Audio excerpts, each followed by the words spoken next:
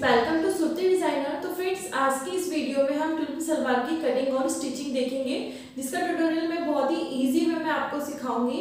और जो इसकी कटिंग होगी उसको देखकर आप किसी भी साइज का आप सलवार बना सकते हैं। तो यहाँ पर मैंने मटेरियल लिया है, तो देखिए पूरा सूट ही है, ये उसकी कुर्ती है। तो इसकी कुर्ती की भी कटिंग और स्टिचिंग मैं आपके साथ शेयर करूंगी, लेकिन अभी जो है वो हम सलवार की कटिंग करेंगे। तो ये जो हम पीस लेते हैं, मटेरियल लेते हैं, वही मटेरियल है जैसे कि सूट का हम लेते हैं वही। तो ये उसकी सलवार है और इसका जो फैब्रिक है वो कॉटन फैब्रिक है और ये 2 मीटर है। और जैसे अगर आप हैवी साइज का अगर बनाते हैं, तो जैसे मैं 40 हिप्स का बना रही हूँ, और अगर आप इससे ज़्यादा हिप्स का बनाते हैं तो आपको जो फैब्रिक का अर्ज है उसकी विड्थ जो होती है वो आपको ज़्यादा लेनी होगी फिर। तो इस टाइप का फैब्रिक आपको यूज़ करना है। तो आप इसको देखकर बच्चों की, बड़ों की, आप किसी भी साइज की सलवार को आसानी से बना सकते हैं।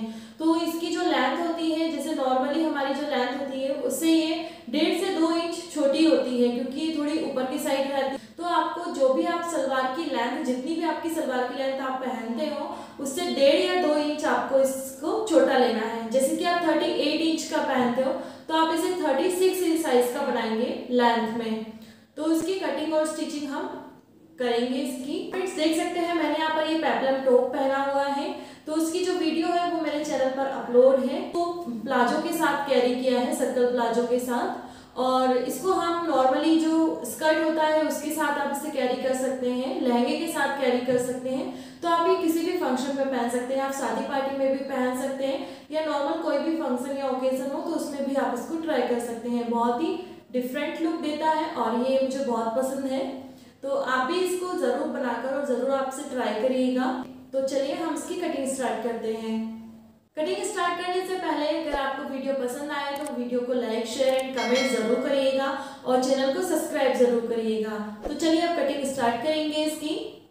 ले लिया, यहाँ से ये ओपन फैब्रिक है और यहाँ पे 3 साइड से ओपन है। और यहाँ पे देखिए जो ओपन साइड है उसको हमने इस तरीके से फोल्ड किया। तो हमें यहाँ पे जो आइसक्रीम का कोन होता है उस टाइप का शेप देना है हमें यहाँ पर। और नीचे की साइड से कॉर्नर पूरा निकालना है, कोना निकलना चाहिए नीचे की साइड से। दूसरा जो पार्ट है उसके ऊपर इस तरीके से ओवरलैप कर दिया है। ये देखिए नीचे की साइड से बिल्कुल कॉर्नर आना चाहिए हमारा। ये देखिए यहाँ से हमने 3 से 3.5 इंच का गैप रखना है। ये देखिए ये वाला पार्ट यहाँ तक आ रहा है, इतना ओवरलैप करना है इसके ऊपर और इसको अच्छे से सेट कर लेना है। इसमें कोई भी क्रेस नहीं आनी चाहिए। उसमें हम यहाँ पर 38 इंच पर हमें एक मार्किंग कर लेनी है। तो देखिए मैंने एक मार्किंग की 38 इंच पर, और 2 इंच हमें बेल्ट के लिए रखना है, तो 2 इंच पे मैंने माइनस कर लिया। तो ये टोटल लेंथ हो गई इसकी 36 इंच। 36 इंच हो गई। अब 1 इंच इसमें हम प्लस करेंगे मार्जिन का, तो ये हो जाएगा 37 इंच। यानी कि जितनी भी हमारी टोटल लेंथ है उसमें हमें 2 इंच हमें माइनस करना है बेल्ट के लिए, और उसमें 1 इंच प्लस कर लेना है। जैसे हमारी जो टोटल लेंथ थी वो 38 इंच की थी, फिर हमने इसमें 2 इंच बेल्ट के लिए लिया तो 36 इंच हो गई, और उसमें हमें 1 इंच प्लस करना है मार्जिन का। तो 37 इंच पर हमें इस तरीके से मार्किंग करते जाना है कॉर्नर से। तो इसका हल्का सा गोलाई आएगी, तो उसी शेप में हमें यहाँ पर मार्किंग करनी है। बस हमें 37 इंच पर मार्क करते हुए इस तरह से लाइन को ड्रॉ कर लेना है।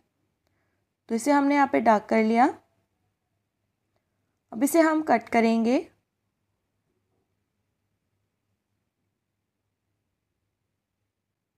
तो देखिए इस पार्ट को हमने कट कर लिया है। और अब यहाँ पे हमें ये देखिए ये वाला पार्ट हमारा यहाँ पर है। अब देखिए ये वाला पार्ट हमारा यहाँ पर है, तो हम यहाँ पे 2.5 इंच पे मार्किंग करेंगे, और ऊपर के साइड बेल्ट का पार्ट छोड़ते हुए हमें 13 इंच पे मार्किंग करनी है। ये हमारा क्रॉच एरिया है यहाँ पर। तो देखिए आप जितना भी क्रॉच एरिया नॉर्मल सलवार में लेते हैं उतना ही आपको यहाँ पे क्रॉच एरिया लेना है। तो मैंने 2 इंच ऊपर की साइड को छोड़ दिया और इस तरीके से 13 इंच पे मार्किंग करते हुए इसको शेप दे दिया है। तो ज़्यादा राउंड नहीं देना है हमें, इसमें थोड़ा ही हम राउंड देंगे।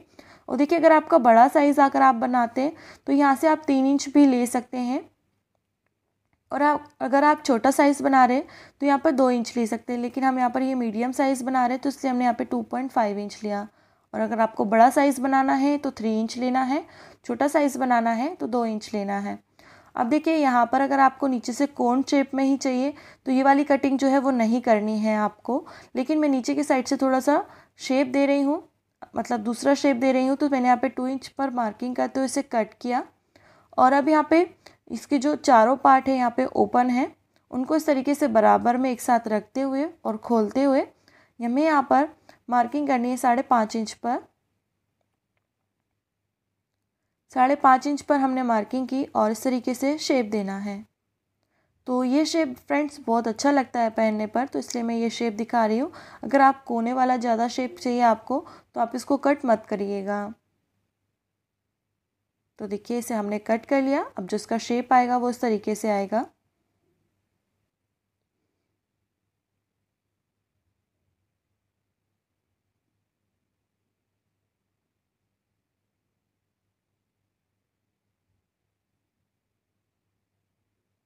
ये देखिए इस तरीके से शेप आएगा इसका। अब देखिए यहाँ पर हमें सेंटर पर एक कट लगा लेना, जैसे कि हमने फैब्रिक रखा था वैसे ही हमने यहाँ पे कट लगा लिया। अब देखिए इस वाले पार्ट को हमें साइड से फोल्ड करना है।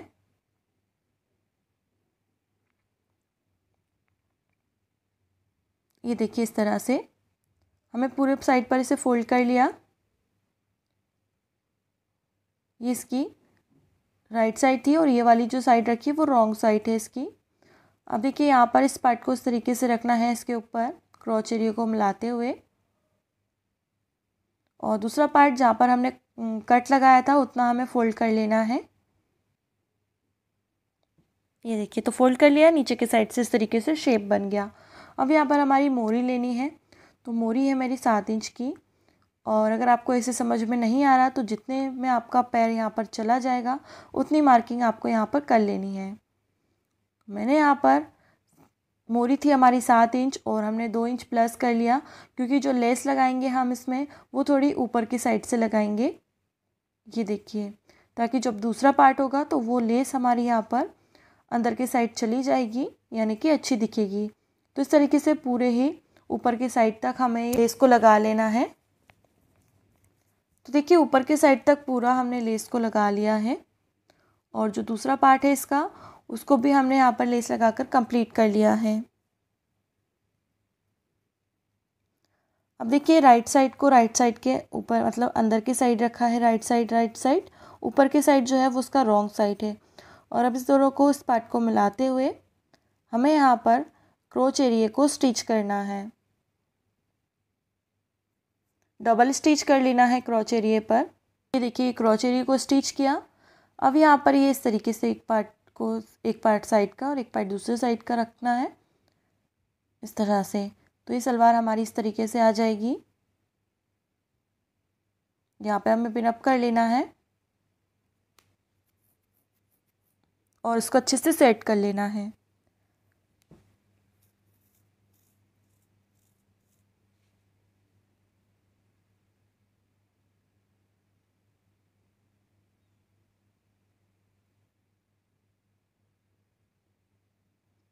ये देखिए दूसरा पार्ट हमने इसके ऊपर ओवरलैप किया इस तरीके से।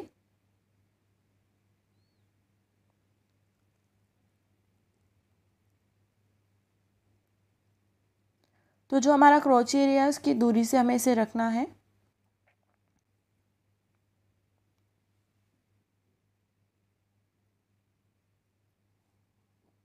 ये देखिए अभी यहाँ पर हमने ये 4 इंच पे मार्किंग करते हुए लेस को रखा है। और अगर फ्रेंड्स आपको सलवार में ज़्यादा घेर नहीं चाहिए तो आप क्रोच एरिया के बिल्कुल साइड से इसको रख सकते हैं, यानी कि जो हम 4 इंच ले रहे हैं फिर आपको ये वाला इस तरह से मेज़र नहीं करना, आपको बिल्कुल पास में ही क्रोच एरिया के और इसे रख लेना है अगर आपको ज़्यादा घेर नहीं चाहिए तो। लेकिन मुझे इसमें थोड़ा सा घेर चाहिए तो मैंने यहाँ पर इसमें 4 इंच की दूरी पर इसे रखा है लेस वाले पार्ट को। तो दोनों पार्ट को हमने सेट कर लिया है अच्छे से। और अब देखिए यहाँ पर मोरी के लिए हमें इस तरह से रखना है इसको, और यहाँ पे 7 इंच पे मार्किंग करनी है और ये इसके ऊपर इस तरीके से ओवरलैप कर लेना है। यहाँ पर पिन अप कर लेना है इसे, यहाँ तक हमें स्टिच करना है इसे। ये देखिए दोनों ही पार्ट में हमें इस तरह से मार्किंग कर लेनी है।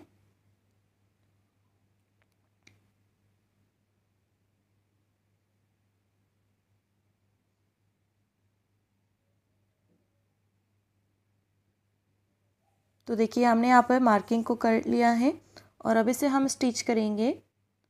तो पूरा देखिए नीचे की साइड से पूरा ऊपर तक स्टिच करना है इसे।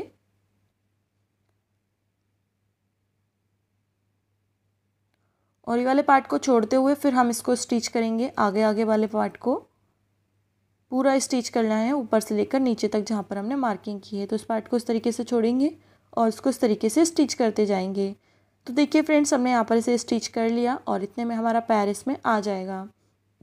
तो जैसे आपको समझ में नहीं आ रहा है कि मोरी कितनी लेनी है, तो इस तरीके से भी आप देख सकते हैं कि कितने में हमारा जो पैर है वो आ जाएगा।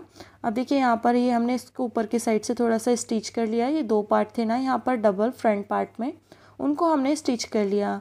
अब यहाँ पर बेल्ट लिया है, बेल्ट की जो विड्थ ली है वो ली है 4.5 इंच और नीचे की साइड यहाँ पे किनारी दी है, इसलिए मैंने 4.5 इंच लिया। अगर आपकी किनारी नहीं दी हो तो आपको 5 इंच लेना है।